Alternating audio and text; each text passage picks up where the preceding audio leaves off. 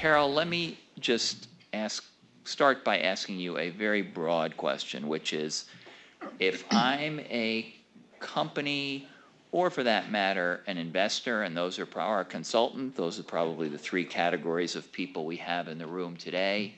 How do we think about sustainability, and how do we avoid pigeonholing it? How do we avoid putting it off to the side? Well, there are a series of things that I think all of us would agree with that if we weren't talking about sustainability, we would say we're really good business practices. One of those is that we would really pay attention to what makes a company or a business within a company very distinctive. How it is it positions itself in the market, and it makes a difference so that people can understand it. They find that it's what they want to buy, whether it's a B2B or whether it's a B2C. And so we would build our strategies, our plans, our engagement with employees off of that distinctive business strategy. But what I see when people go to sustainability is much the opposite. People immediately borrow best practices. They start finding out what everyone else is doing, and they make a list of those and in some ways create checklists, which in many, many cases does away with the distinctiveness of the organization. So let me give you an example of what it would mean if you really kept those linked, because I think it's really the source of innovation. DuPont Corporation, when it stepped back and really looked under Chad Holliday's leadership, who wrote the foreword to my book and tells a few stories for himself in the book, just went back and said, what is really the distinctiveness? What's the essence of DuPont? And they said, it's really about managing a particular set of risks, those that are where the interface of chemicals are created that interface with life. And they said, okay, well, if that's our distinctiveness, we should be working on anything we're doing to improve the ecological system, earth, community, society, building from that, not building from a separate set of segmented ideas about what someone has listed as the best practices. As a result, a series of things have happened, everything from really changing how they work with the automobile industries, even selling off the fibers business because it was not as distinctive for them, and changing how it was that they did mining. All of those had byproducts of really, well, not byproducts, integrated products of creating a healthier planet, but they came from innovation that came through the distinctiveness of the business. So are you saying that if sustainability has its own department and its own report, that it kind of becomes yet another corporate function, and it should be core to the business? Is this a question of sort of getting the CEO to buy in? Well, I think it's a lot more than that. I'm known to say, and I will say it with then some explanation, that if most of the functional departments went away, I think all businesses would be better. So sustainability departments, human resource departments, I think what they've done is separated out something that is innate to everyday decisions by everybody in the business to running it. And if they aren't part of what they care about, not just are mandated to follow, but they care about, then it gets lost. What I've seen with, and I don't know all of you, so I apologize if I don't. If I offend someone, but I believe that most sustainability functions, corporate responsibility functions, do the work for the business, which means that the people who are making the decisions daily are allowing someone else to have it be their work while they continue what they consider their mainstream work. So reintegrating it, so if I were in charge of CSR departments, I would convert them all into education components, where what they're doing is building the capability. I think the same thing would be true of human resources, where you're rebuilding the capability in people who make decisions every day to understand how that is a part of their work, not just of leaders and managers, but also operating people. So I see some people in this room who are, in fact, in charge of sustainability at their companies. Mm-hmm. How do they go about putting themselves out of business, in a sense?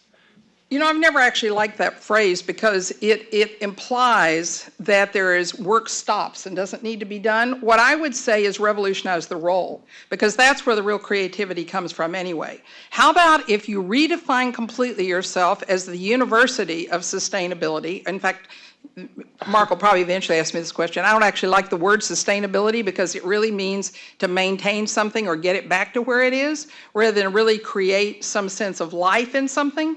And so so I would have all of those departments and functions consider themselves what is really building the capability deeply into the organization. Well, that leads to another question, which is so much of the business conversation today around energy and climate is focused on efficiency, doing less bad. We're going to, make tons of product, but we're going to use less energy. We're going to use a little bit fewer materials. We're going to return less waste to the landfill. Is there a way to rethink that around actually doing some good rather than doing less bad? And can you think of any examples of companies that might be wrestling with that issue in a meaningful way? Yes, and I don't even think doing good is the right word. Okay. Yeah. Yeah, and language matters. Language matters because it frames how we think about things. It pulls into mind particular pictures. So, for example, how many of you in here have children? Okay, how many of you were children? All right, so this story should help you understand how it is that I think we have to reframe it. If I said to you, with your children, how is it you do less harm to them every day? Could you beat your wife a little less every day, or your partner every day? Versus I said, what is the uniqueness and distinctiveness of your child, and what really brings life into them so they contribute and they make a difference? I think that's the flip in mindset, and it's huge to make that kind of shift in how it is that we work on ecological and social systems. How is it we think about not just doing less harm to Earth, but how is it that we come to understand how Earth works? Like, for example, some other language we have to get rid of to do that is a watershed as a name is something that is very anthropomorphic. It's human version, our water. And some people call them food sheds. What if we call them life sheds? That's what the systems do that are really working on understanding how a life shed works. And when a business spends time looking at every life shed it affects and how it is it can make it healthier, what is distinctive about that life shed? So we did that with the DuPont system in Australia and really changed completely how it was they were mining for TiO2 because they started to build roads in a way that they actually improved the ability of the life shed to do its work. So those kinds of things happen from making something healthier, making it good. The reason I don't like that word is that becomes very human also. Good for who, right? So what you really want is the sense of how life works and how it gets improved. And this all sounds to me lovely, as if I'm talking to someone from Sierra Club or Environmental Defense, but you've spent your entire career in the business world. Give us a concrete example, if you can, of where there's business case for this kind of more systemic, integrated thinking. All right, so let me give you an example of Colgate-Palmolive, South Africa. The 2 years before the elections, and I do this one because it's so impactful, not because it's the most recent one. In South Africa, Stelios Sessos, who was a leader and the general manager for Africa, was sent there to really decide whether or not they could keep open the facilities. You can imagine there were risk questions. It was very concerning. And so Stelios went in and had long conversations with folks. He had to do everything from meet the mandate of the Constitution, which was that management had to reflect the percentage of the population racially. That meant 95% of managers in Colgate needed to be black, and they were currently white. That is a huge shift. And everyone was saying things like, yeah, but they haven't been in school for years, are they going to be smart enough? And Stelios said it was very quick to understand that what you found was that because you weren't educated didn't have anything to do with lack of intelligence. What he did is implemented a process whereby everyone in the business became responsible for how it was that they improved and built a country while they built a company. And in that process, what they did is first they rebuilt economic development in the townships using Colgate products, building distribution channels by people who lived in the communities. They worked with dentists so they could track the health, and they improved the growth of revenues by 30% a quarter.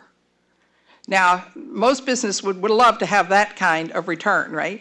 And initially, what Colgate in New York here, I think thought that Stelios was still continuing to close down that business, and it was just good they were getting a good return on it at the end. But when he brought to New York with him Isaac Michiel, who was a detergent tower operator, who's the one that instituted one of the major programs to improve health in the community by using Colgate toothpaste and dentists to educate people on how oral health worked, tracking it and discovering they were improving by double digits every year the health of children while they were getting this 30% per quarter return. We didn't have any arguments about closing it down anymore.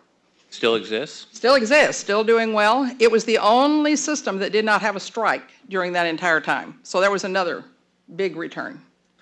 I hate to say it, we're running out of time, but one other really, I think, valuable insight in the book is, you don't probably use the term, but there's a lot of talk in the sustainability world about the importance of employee engagement.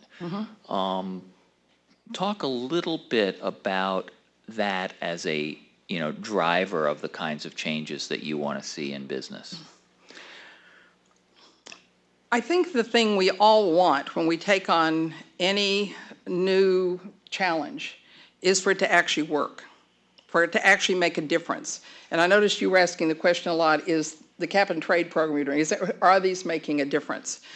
I don't know of any program that makes a difference unless it's in the heart and soul of everybody every day who's making a decision. It can't happen with a department or even an executive making it happen. I think getting rid of the term employ is a good one. You may notice I talk a lot about language, but employ is like employing somebody to do something, as opposed to, I think they're part of the co-creative process. Everything from the earth, they're part of the system, as Andrew says. If what you do is you ask everyone in the business to become connected to, and you make it possible through self-organizing mechanisms, longer conversation we should have, then you ask each of them to make what we call a promise beyond ableness. In South Africa, Isaac Michiel had no idea as a detergent tower operator how it was that he would improve the health of children, but he lived in Soweto Township. He and every person from R&D to marketing made a promise to do something in the market for consumers who had real lives that would really improve them, and then he deeply, deeply cared. It was his commitment. He had to go fight for the money to do it. He had to produce the earnings margins and cash flow justification for it. I mean, it's a fairly complicated process, but he drove to do it so that in 6 months he accomplished what most people had been trying to do through NGOs and a variety of other routes for years, decades.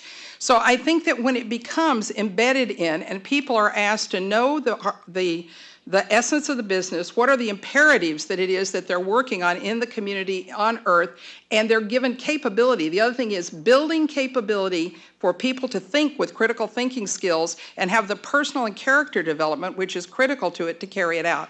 So that it's not an abstract function of something that needs to get done on a checklist. It's something deeply is cared about, and it's connected to the market, and everybody, every day, in every decision is making it happen.